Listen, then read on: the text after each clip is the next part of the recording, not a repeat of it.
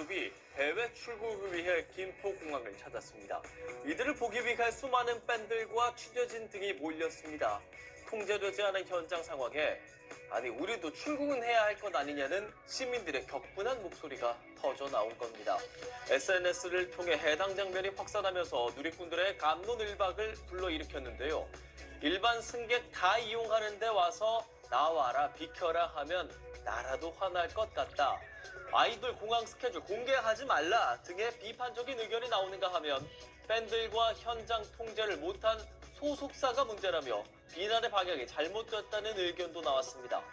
지난해 인천공항은 유명인 출입국 시에 혼잡한 상황을 막기 위해서 전용 출입문을 개방하기로 했다가 특혜가 아니냐는 여론에 철회한 바 있습니다.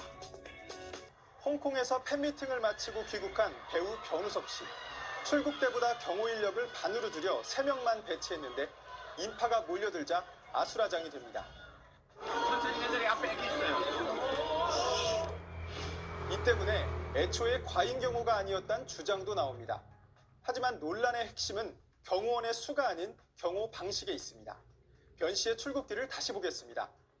배우님 들어가시면 게이트 앞으로 못 들어가세요. 저희 게이트 포기할 거예요. 실제로 경호원들은 변 씨가 출국장에 들어서자 출입문을 막았습니다. 또 공항 라운지 쪽에선 사진 촬영을 막기 위해 플래시를 쏘고 여권 검사까지 했습니다. 수백 명의 연예인이 나가고 있는데 지금같이 사설 경호 업체가 과잉 대응하고 그런 경우가 없기 때문에 공항이 생긴 일이 처음 생긴 일이. 세계적인 스타 손흥민 선수의 출국 모습과 비교해 보겠습니다. 경호원들이 곳곳에 배치돼 있지만 근접 경호는 최소화하고 다른 이용객들의 통행을 막거나 행동을 제약하진 않습니다. 이번 과잉 경호에 대해 법적 책임을 물을 수 있는지도 관심사입니다. 현직 변호사 3명에게 물었는데 먼저 출국장 게이트를 막은 행위, 공항의 청사관리 업무를 방해한 거라는 의견이 다수였습니다. 다른 이용객에게 플래시를 비춘 부분은 3명 모두 신체에 대한 물리력 행사로 볼 수는 없어서 폭행죄 적용은 어렵다고 봤습니다. 가장 논란이 된 여권 검사에 대해선 잠시 여권을 보자고 단순 요청한 경우라면 강요죄 적용은 어렵지만 압력으로 느껴지는 언행을 했다면 처벌받을 수 있다는 의견입니다. 여권을 제시하라고 해서 그 자체를 가지고 강요다라고 단정 짓기는 어려울 것 같아요. 그런데 여권을 보여주지 않으면 안에 들어갈 수 없게끔 제지를 한다. 라고 한다면 강요죄를 구성한다. 또 전반적으로 사설 경호원들의 행동이 업무 범위를 넘어선 만큼 경비업법 위반으로 볼 소지는 다분하다는 게 공통된 의견이었습니다. SBS 안상우입니다. 지난 7월 황제경호 논란이 일었던 탤런트 변우석 씨의 인천공항 출국길입니다. 배우님 들어가시면 게이트 앞으로 못 들어가세요. 저희 게이트 포기할 거예요.